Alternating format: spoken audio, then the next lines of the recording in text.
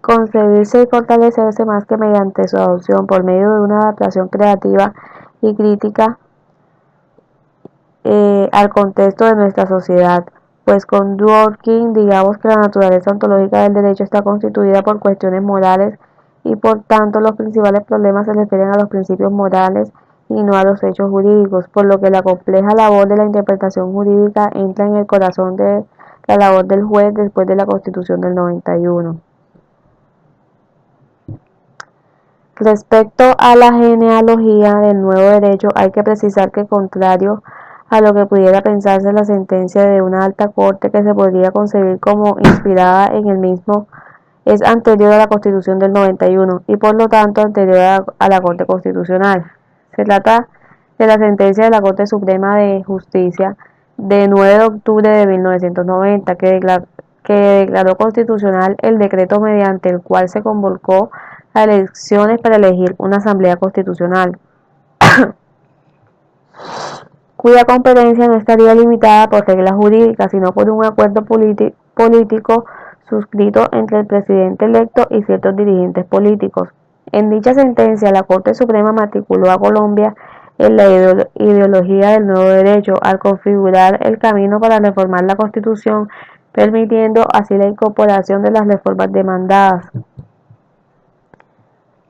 Con base en sustentos argumentativos como el derecho no pertenece al ámbito de lo lógico, ni el jurista debe limitarse a examinarlo como un simple conjunto de normas. Su ser ontológico se halla en el mundo de los valores y por lo tanto exige preguntarse sobre la utilidad o inutilidad de las normas jurídicas para realizar determinados fines que se juzgan valiosos para la comunidad. Al decir que el derecho no pertenece al ámbito de lo lógico, digamos, la margen de la Corte parece seguir al entonces presidente de la Suprema Corte norteamericana, Oliver Holmes, al iniciar su célebre obra The Common Law.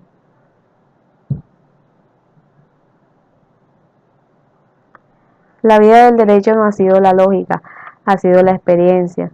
Las necesidades sentidas del tiempo, la prevalencia de las teorías morales y políticas, intuiciones de la política pública admitidas o inadvertidas, incluso los prejuicios que los jueces comparten con sus compañeros habían tenido que ver más que con el silogismo en la determinación de las reglas por medio de las cuales los hombres deben ser gobernados.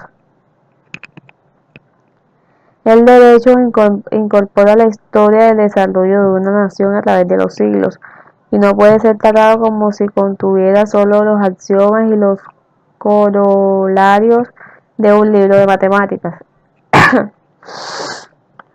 Al respecto también afirmó Holmes: la falacia a lo que me refiero es la noción según la cual la lógica es el único factor que opera en el derecho. El peligro al que aludo consiste en la afirmación según la cual un sistema jurídico como el nuestro puede ser derivado, como las matemáticas, en un conjunto general de axiomas de conducta.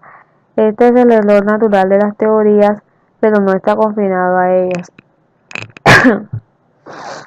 Hermenéutica textualista de reglas versus hermenéutica de ponderación de principios. Correlativa a la concepción interpretativa que se derivaba de nuestro anterior sistema constitucional, en virtud del cual la forma por excelencia de concebir y aplicar el derecho es mediante suscripción lógica, es la idea de que el ordenamiento jurídico solo está integrado por reglas. Entre los primeros y más influyentes promotores de esta idea se cuentan John Austin, Ebert y Hans Kelsen. La estructura de estas reglas es condicional hipotética. Si A Si A, entonces debe ser B. Es decir, si el que matare a otro incurrirá en prisión de 13 a 25 años y Juan mató a, entonces Juan incurrirá en prisión. B. Se contrapone a esta postura la de los principios en el derecho sostenida por Ronald Dworkin, para quien junto con las reglas del sistema jurídico están integrados por principios así como por directrices. Los principios constitucionales, derechos fundamentales, se aplican mediante la ponderación, que es igualmente el mecanismo para resolver las colisiones que puedan presentarse entre ellos. En línea similar se refiere al pesaje de los principios. La ley de la ponderación ha sido expuesta por Alexis y de la siguiente forma: cuanto mayor es el grado de la no satisfacción o de no afectación de uno de los principios, tanto mayor debe ser la importancia de la satisfacción del otro. Este autor igualmente muestra que la ponderación puede dividirse en tres pasos. En el primer paso es preciso definir el grado de la no satisfacción o de afectación de uno de los principios.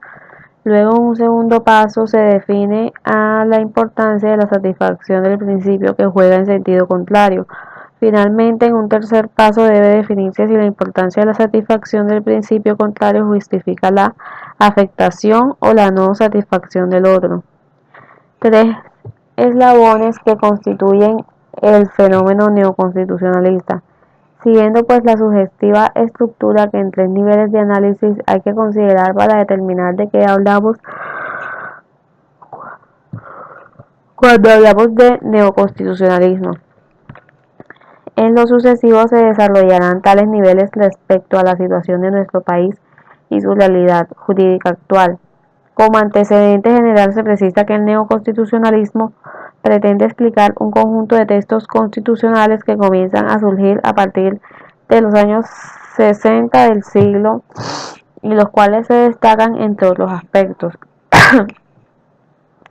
por la inclusión de amplios catálogos de derechos fundamentales y la creación de instituciones como los tribunales constitucionales encargados de vigilar la correspondencia de las leyes con la norma superior y fundamentalmente de propugnar la garantía y realización de los referidos catálogos de derechos. El primer aspecto, pues, es la promulgación de una nueva constitución política.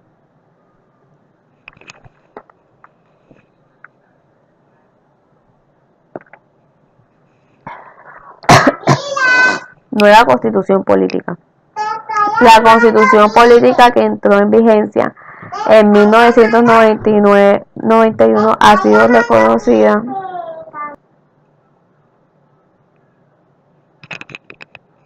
La constitución política entró en vigencia en 1991, ha sido reconocida y valorada como pluralista, incluyente y progresista. Adoptó el Estado Social de Derecho como modelo ideológico y fórmula política. Incluyó las minorías raciales e indígenas que antes eran conocidas solo por los antropólogos y se contaban, si acaso, en las estadísticas. Consagró la libertad de cultos y creó instituciones como la Fiscalía General de la Nación, el Consejo Superior de la Judicatura y la Defensoría del Pueblo. Adicionalmente, y como uno de los principales cambios, si no el más, la Constitución creó una jurisdicción independiente, la Constitucional, a cuya cabeza ubicó una nueva institución a la que corresponde guardar su integridad y supremacía. La Corte Constitucional pertenece a la rama judicial del poder público y es la intérprete autorizada de la Constitución. El máximo tribunal de la jurisdicción constitucional es, si no la más, una de las instituciones más controvertidas de las creadas en 1991, pero cuenta sin embargo con un amplio respaldo entre la ciudadanía e incluso entre otras instituciones. Sus funciones están descritas en el artículo 241 constitucional, en virtud del cual le corresponde decidir sobre las demandas de constitucionalidad promovidas por los ciudadanos, sobre las objeciones